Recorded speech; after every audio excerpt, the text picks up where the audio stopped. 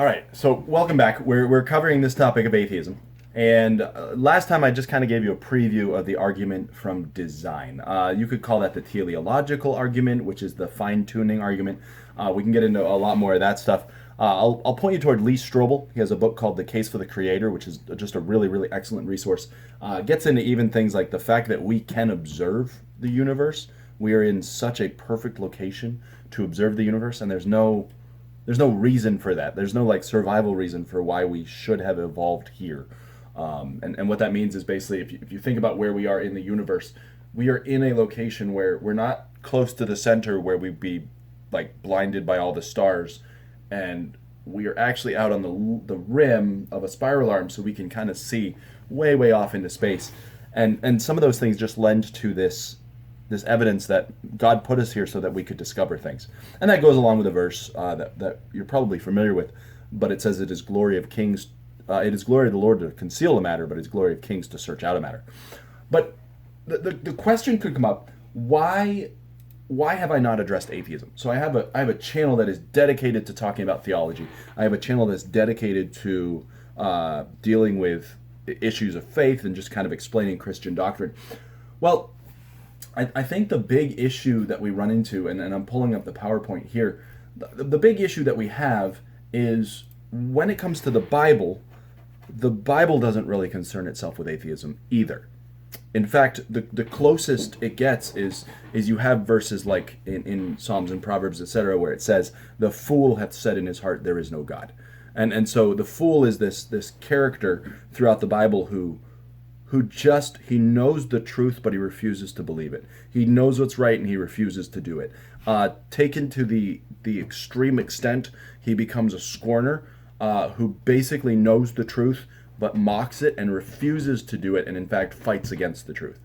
And so a fool is someone who could be simple, like a child, could be just generically foolish, or could be a scorner. There's three different types.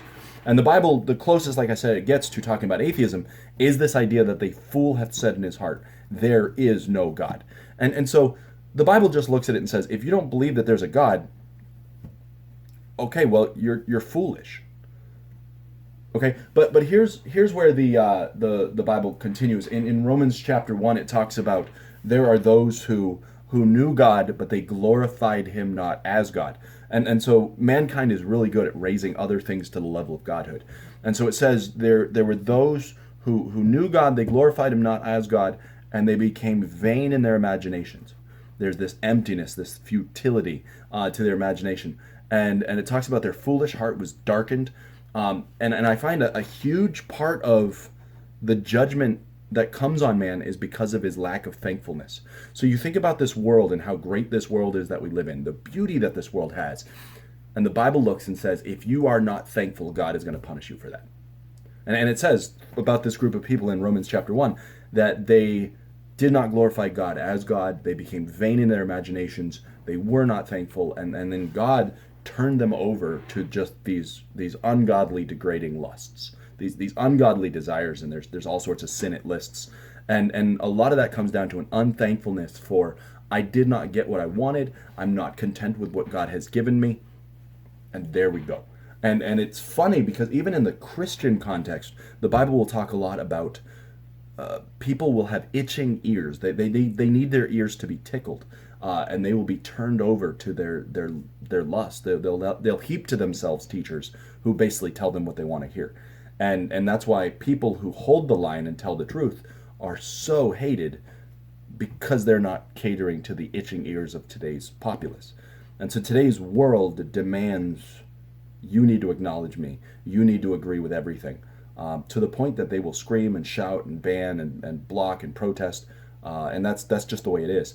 And so that's why the Bible doesn't spend a whole lot of time on this topic of atheism, because it assumes that, yeah, you know that there's a God, you're unthankful, and you've rejected the concept of a God. Now, when we come back for another video, I do want to dig into what the Bible does instead, because the Bible spends a whole lot of time trying to prove the existence of Jehovah as God, but it doesn't try to prove a lot of the existence of a God. And so that's what we're going to come back to. But that's a little bit about why the Bible doesn't spend a whole lot of time, and why I haven't spent a whole lot of time dealing with this issue.